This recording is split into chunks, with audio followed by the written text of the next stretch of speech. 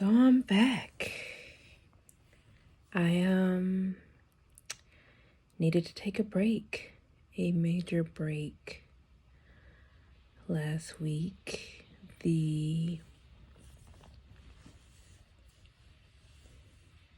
decision on Breonna Taylor's case came in, and it hit differently.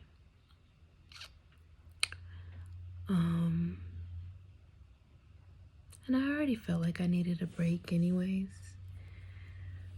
But it was definitely more intense than what I expected it to be. I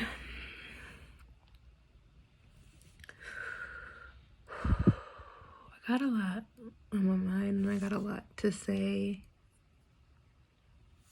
and I don't know where to start. And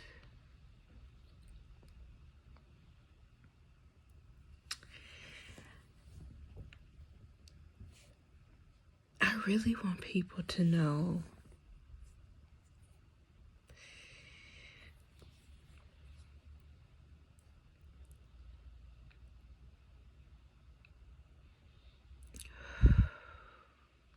sorry, it's so heavy today.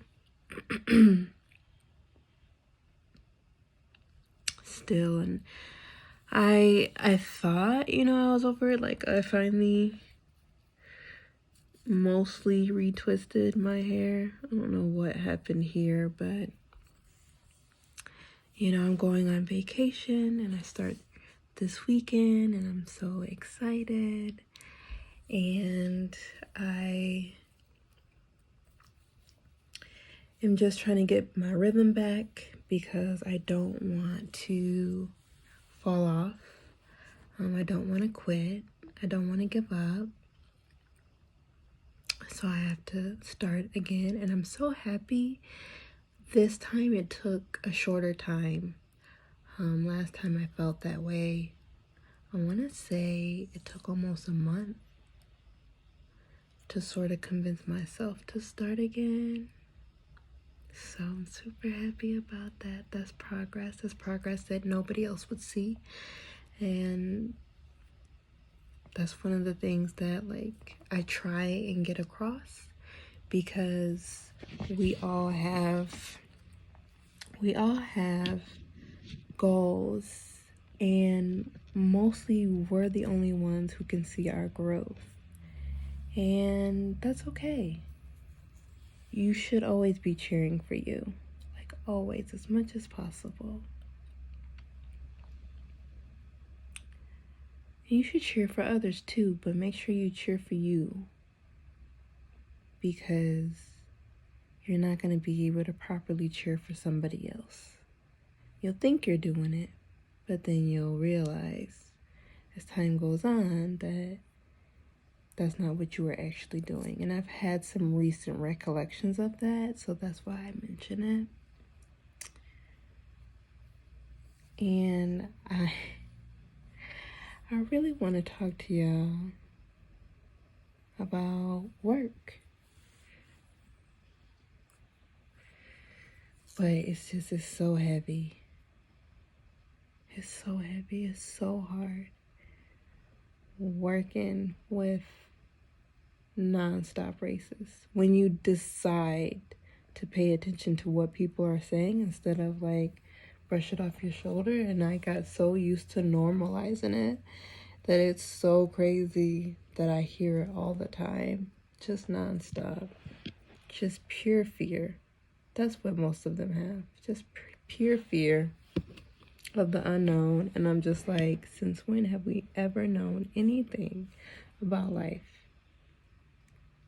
There's no one person who knows everything about life. There's people who know a lot about science, and a lot about history, and a lot about words and language and English, and there are. And they teach us wonderful things, and they play their part and their role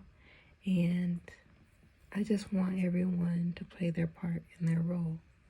So I'm not going to talk about my job today. I'm going to talk about your part in your role because it's important. And I don't think people understand how important it is. Imagine a world, like truly, seriously. Imagine a world where, sorry, this is going to drive me nuts in a minute. When they're fresh, they don't stick together as much. Anywho, and that's going to drive me nuts too. So,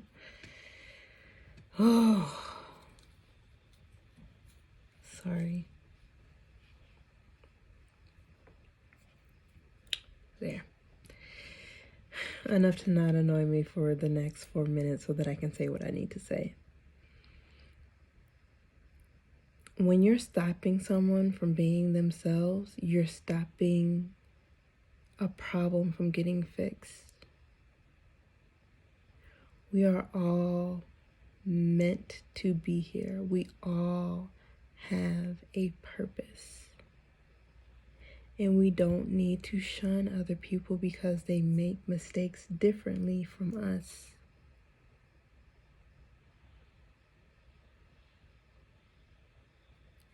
You could potentially be doing more damage than good. You think telling that drug addict never to contact you again is really going to help them? No. Imagine this. That drug addict was supposed to be the next neurosurgeon, like, extraordinaire. But you, so busy and so focused on your own life that you don't even have 2 seconds to tell someone, an addict, to be kind to them. Like, you don't have 2 seconds to tell them, hey, I'm sorry, this is just a boundary thing for me. I'm not willing to help you. I wish you the best. It's not you. I have to have my own boundaries. It's for me. Instead of, I never want to hear from you again. Like, that's so harsh. And it's not right. And it's not fair. You don't know what they've been through. And it is taking everything in me to have that same understanding for people at my job. Because I made it, right? Like, I got into the corporate world, and I fight for my salary. I fight to have my voice being heard. So my life's supposed to be grand now. You know, I'm just supposed to marry, have kids, live happily ever after.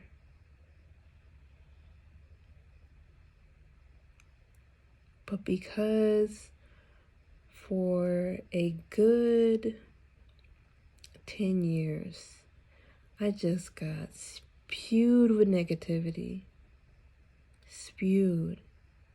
And it really is a part of your surroundings. Like, you really have to think to yourself, are the people in my corner really healthy for me? And would I do better and be better alone? Could I practice being alone so that I can practice being together for the rest of my life, surrounded by people that are good, or are good for me, or have a positive influence, or see things in the same way that I do until, I unlearn a bad habit?